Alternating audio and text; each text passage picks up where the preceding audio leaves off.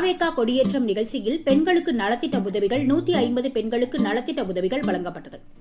வேலூர் மாவட்டம் குடியாத்தம் பழைய பேருந்து நிலையம் அருகே சுண்ணாம்புப்பேட்டை பகுதியில் தமிழக வெற்றிக் கழகத்தின் கொடியேற்றும் நிகழ்ச்சி நடைபெற்றது. தாவேகா நிர்வாகிகள் ஹரி, சுரேஷ், விக்னேஷ், சபிதா ஆகியோர் முன்னிலை வகித்தனர். குடியாத்தம் தொகுதி பொறுப்பாளர் இளங்கோ தலைமை வகித்தார். இதில் வேலூர் மாவட்ட பொறுப்பாளர் வேல்முருகன் சிறப்பு அழைப்பாளராக கலந்து கொண்டு புதிதாக அமைக்கப்பட்டிருந்த கட்சி கொடியை ஏற்றி வைத்தார்.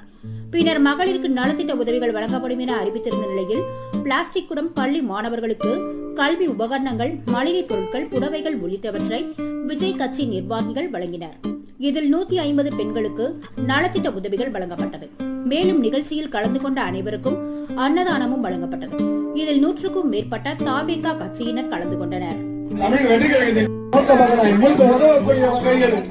அண்ணனின் பரிந்துரைகளில் குடியாத்தம் பகுதி பொறுப்பாளர் இளங்கோவின் பரிந்துரை பாருங்க. விஜய் தளபதி விஜய் சந்தோஷம் பாருங்க. தளபதி விஜய்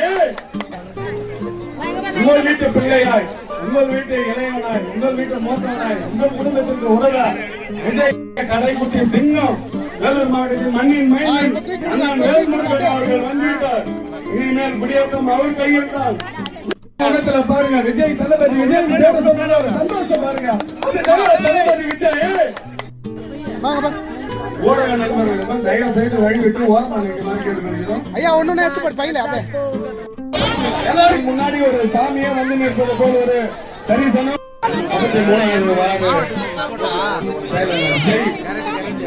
ஜெயக்குமார் ஊராட்சியினுடைய அருள் அவர்களை வருகின்ற பாஸ்கர் குடியாத்தத்தினுடைய பாஸ்கர் மற்றும் முன்னாள்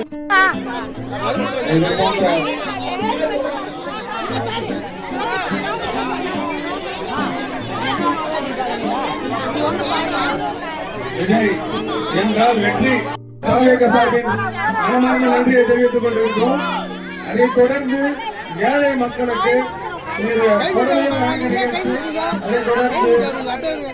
ஒரு மாதத்துக்கான மளிகை செலவுகள் அவர்களுடைய தன் மளிகை சமநிலை செய்து கொண்டிருக்க வேலூர் மாவட்டத்தில் இளம் பெண்கள் அண்ணன் வேல்முருகன் அவர்களை குடியாத்தம் பகுதி தாவேகா கட்சியின் சார்பாக அவர்களை வருக என அன்புடன் வரவேற்கின்றோம்.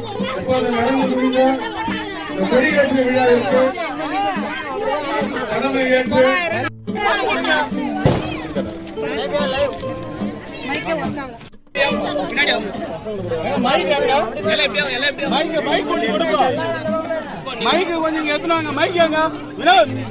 பாடுபடுவேன்.